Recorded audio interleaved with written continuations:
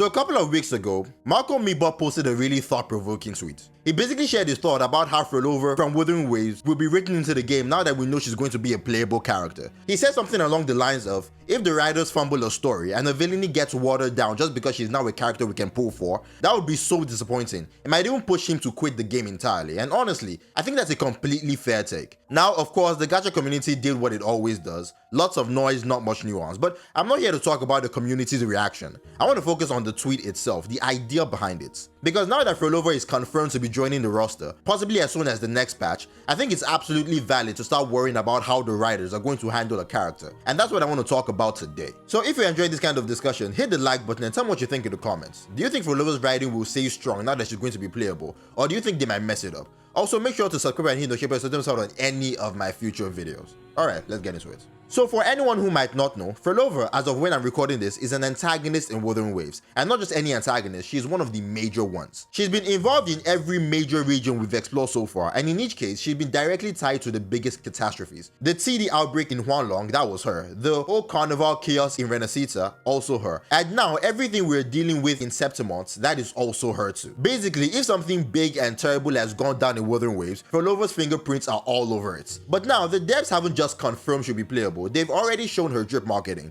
which means she's coming very soon, most likely in the next version. Now here's the thing, when it comes to playable characters, especially in games like Wuthering Waves, there is kind of an unspoken rule. To be playable, you usually have to be on the good side, or at least close to it. Playable characters have to be present, accessible, and in some way aligned to the protagonist's journey. And if we look across other big gacha games, we've rarely, if ever, had a character who is just straight up evil as part of the roster. Even when a character starts off as a villain, by the time they're playable, they've either flipped sides, mellowed out, or falling into that cool anti-hero category. Not totally good, not totally bad, but just morally grey enough to work. So knowing all that, isn't it fair to worry? Phrolova's evil is what makes her so compelling. She is ruthless. She's caused real damage. So the question is, can Wuthering Waves keep that energy intact? Can they preserve what makes her interesting, while also justifying her as a playable unit? That's where the concern comes in. Now, to really answer this question, we need to look at another game that's faced a similar challenge, and in my opinion, handled it pretty well. That game is Genshin Impact. Just like we have the Fractidus in Wuthering Waves, Genshin has the Fatui. And honestly, from what we have seen so far, I can say that the Fatui are the better villains. Maybe it's because they've had more time in the spotlight, but even from the moments they were introduced, they've always felt more polished, more present, and more threatening than the Fractidus ever have. But here's the important part. Genshin has made some Fatui characters playable. And not only did it work, it still works. Even while we play as them, we know that they are or were a part of the Fatui. And that tension, that lingering sense of danger is still there. We enjoy using them, but we don't forget who they are. So the real question is, how did Genshin pull this off? How did they let us play as members of an evil organization without stripping away what made those characters feel dangerous in the first place? And that brings us to how the Fatui were introduced in Genshin Impact. We met the Fatui in Genshin Impact through Signora, and importantly, she didn't show up in the middle of chaos. She came after we had already defeated the main threat of that region. That immediately told us something. Her presence wasn't about random destruction or causing instant catastrophe. She had a purpose. From early on, the game made it clear. The Fatui are collecting all the Gnosis. Why? So that their leader, the Sarita, can use that power to enact her grand plan. Now, we might not know exactly what that plan is or what the Gnosis even do,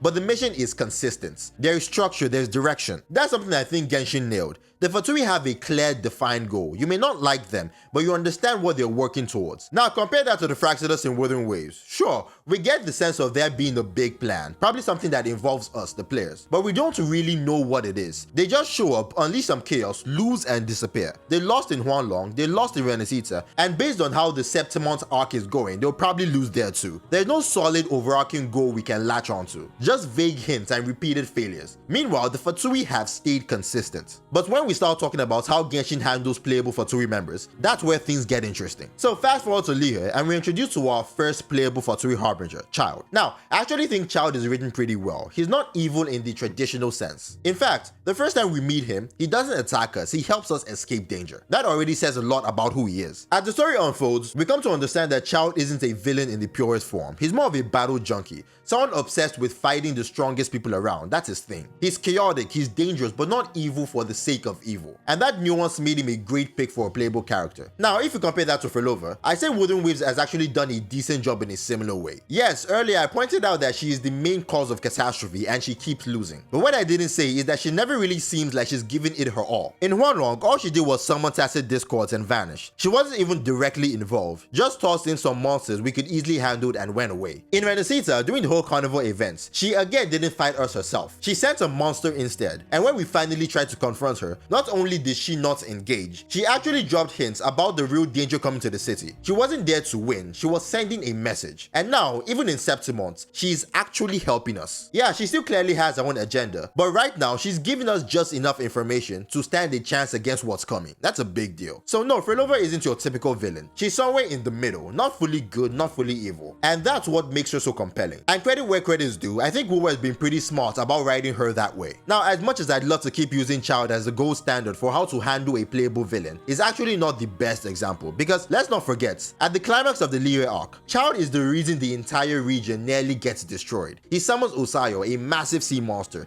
that takes the combined strength of everyone in Liyue, minus their Archon, just to seal away, not even defeat. And what's wild is, the next time we see Child, we're playing hide and seek with his little brother. That's it, like nothing ever happened. The devs kind of just sweep it under the rug, no real consequences, no real tension. And that definitely undercuts some of the impact his earlier actions had. So yeah, Child might not be the best long-term example. That said, Genshin did improve. As more Fatui Harbingers became playable, their writing got deeper, more layered, and way more interesting. Take the Wanderer for example, another playable Fatui Harbinger. Yeah, he's committed some truly awful things, but when you dive into his backstory, it's full of pain and depth. You find out he joined the Harbingers just to feel like he belonged somewhere, and after all the damage he caused, he was consumed by so much guilt that he literally tried to erase himself from existence. Then there's Arlecchino, another great example of moral complexity. By no way is she a good person. She runs an orphanage where she trains kids to become assassins. That's dark. But here's the twist. She genuinely cares for those kids. She treats them like family. She protects them and respects them. It's messed up, but there's humanity in it. Even the captain, the head of the Harbingers, isn't portrayed as purely evil. He's a former Karian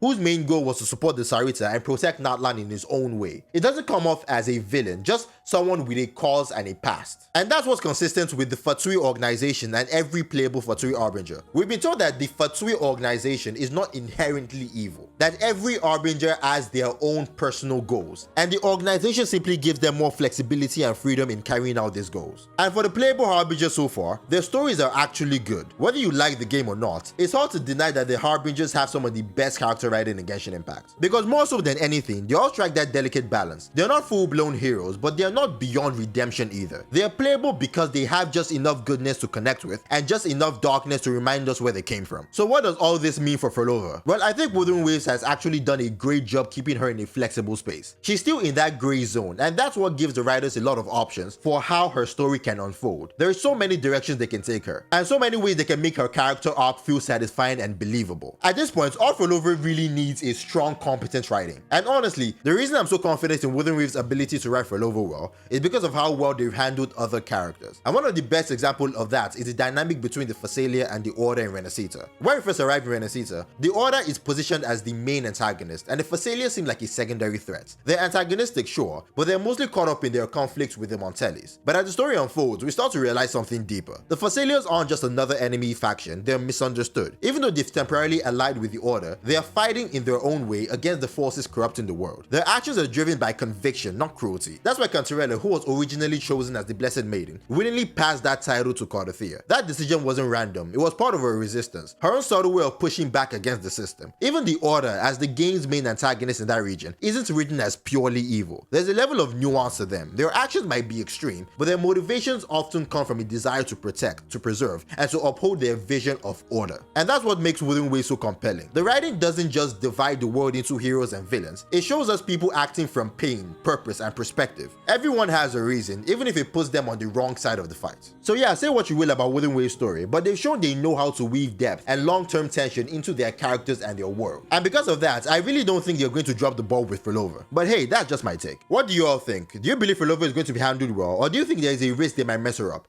Is there a version of her arc that you're hoping doesn't happen? Let me know in the comments. I'd love to hear your thoughts. And as always, thanks for watching, and I'll catch you in the next one.